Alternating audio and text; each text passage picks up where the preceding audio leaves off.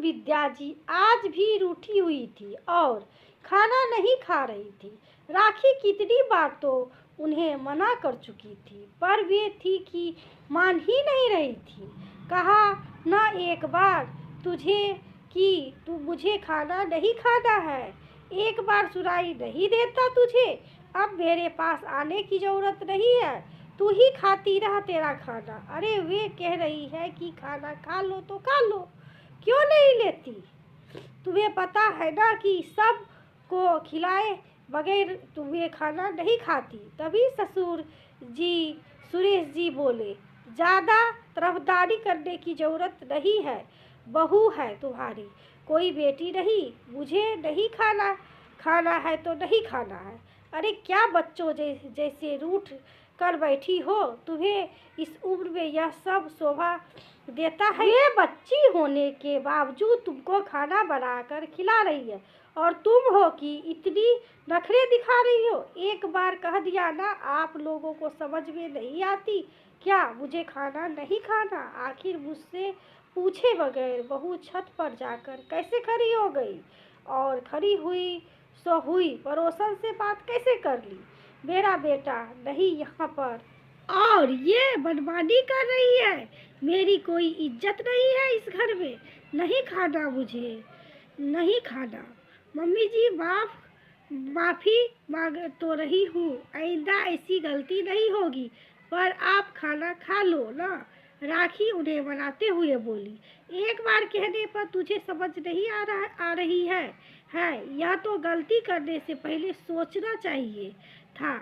मेरा बेटा बाहर रहता है, इसका मतलब यह नहीं ही है कि तुम मेरे सिर पर चढ़कर नाचो। आखिर विद्या जी की डांट सुनकर राखी अपनी रोनी सी सूरत लेकर वापस कमरे में आ गई। उसे बहुत जोरों से भूख लग रही थी, पर सास थी कि खाना ही नहीं खा रही थी। अब जब तक सास खाना नहीं खाएगी, वे खाना कैसे खा ली? पति पवन तो अपनी नौकरी के कारण बाहर रहते थे। राखी अपने सास ससुर के पास, एक देवर भी साथ ही रहता था, उसका नाम मयंक था और वे अपनी पढ़ाई कर रहा था। अभी 3 महीने पहले ही तो राखी की शादी पवन के साथ हुई थी, लेकिन उसकी जॉब ऐसी जगह थी जहां फैसिलिटीज मुश्किल से ही मिलती थी। इस कारण वे राखी को ले जा नहीं सका, पर अपनी इस 3 महीने की शादी में वे अपनी सास से ज़रूर परेशान हो चुकी थी। राखी की आदत थी कि वे खाना बनाकर सबको खिलाकर ही खाना खाती थी, लेकिन सास तो छोटे बच्चों की तरह छोटी छोटी बातों पर रूठ कर बैठ जाती थी और फिर खाना नहीं खाती थी। इस कारण से कई बार राखी भी भूखी रह जाती थी, फिर देर से खाती तो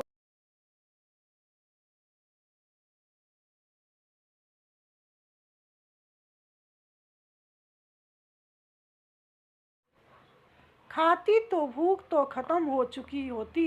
राखी को यह बात तभी पता चल गई थी जब वे शादी करके कुछ दिन बाद अपने मायके रहने गई।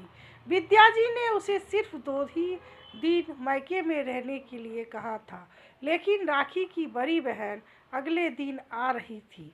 इस कारण राखी एक दिन ज़्यादा रुक गई। बस जब लौट कर आई तो सास मुंह फुलाकर बैठी हुई थी। राखी ने जब खाना परोसा तो खाना नहीं खाया, खूब तमाशा किया। उस दिन के बाद से ही राखी अपने आप को बदलने की पूरी कोशिश कर रही थी, लेकिन उसके पास तो उसकी सास थी। वे पता नहीं कब कौन सी बात को लेकर बैठ जाती है थी, जरा सी बात को लेकर लड़ जाती। आज भी सिर्फ छोटी सी बात थी। सास नीचे कमरे में लेटी हुई थी तो राखी ऊपर छत पर कपड़े लेने चली गई।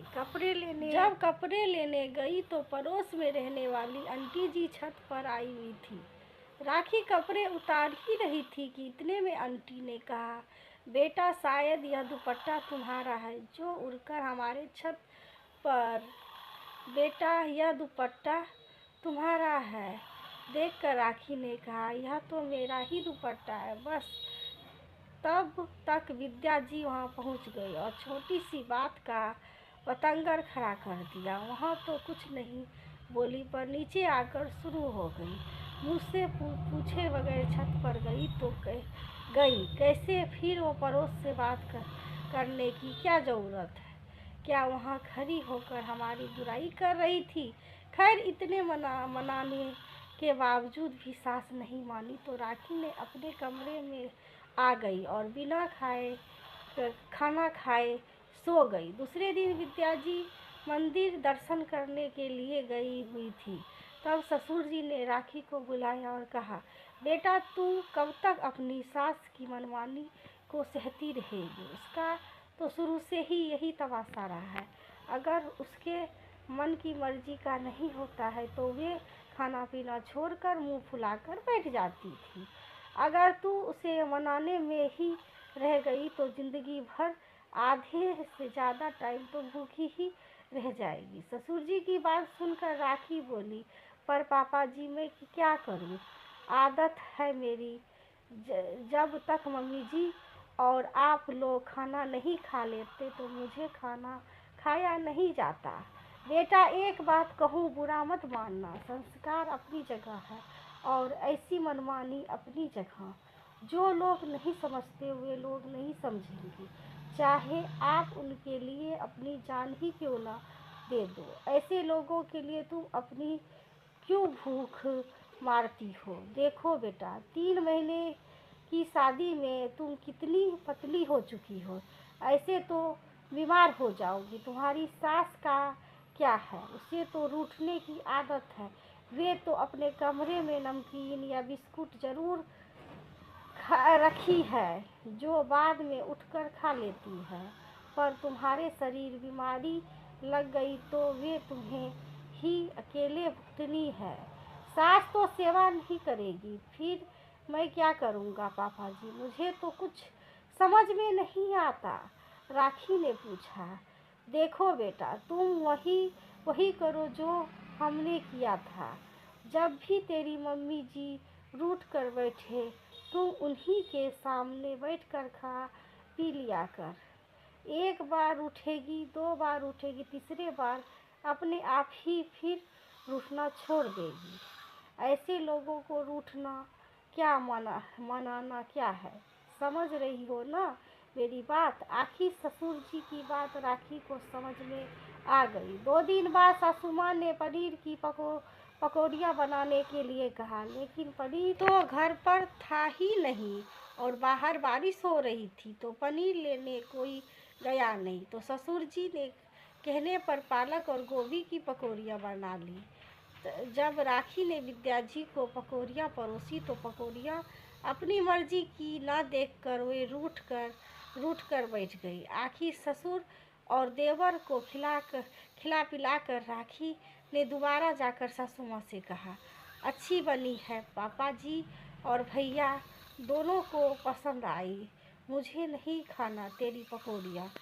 तुझ जब तुझे कहा था कि पनीर की पकौड़ी बना ले तो बेवजह पालक और गोभी की पकौड़ी क्यों बनाई? हाय तेरी नजरों में मेरी, मैं तो नहीं खाती यह पकौड़ी।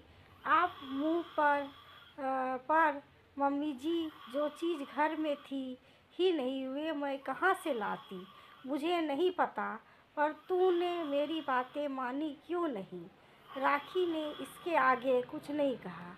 अंदर रसोई में गई, गैस बंद की और वहीं सासू माँ के लिए परोसी हुई पकौड़ियाँ की प्लेट लेकर बाहर आकर खाने बैठ गई। राखी के इस कदम की विद्या जी को बिल्कुल उम्मीद नहीं थी। वे हैरान रह गई पर कुछ कह ना पाई और गुस्से में अपने कमरे में उठकर चली गई, यह सोचकर कि राखी मनाने आएगी। राखी ने ससुर जी की तरफ देखा तो उन्होंने इशारे से शांत रहने के लिए कहा।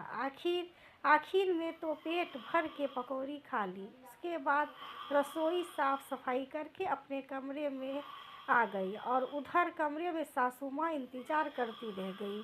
जब 2-3 बार ऐसा ही हुआ तो सासू माँ को समझ में आ गया, अब राखी झुकने वाली नहीं। और ना ही उन्हें तो बेवजह अपने मनाने आप ही उन्होंने रूठना छोड़ दिया। आखिर ऐसे रूठने का फायदा जिसमें मनाने मनाने वाले ही कोई ना हो।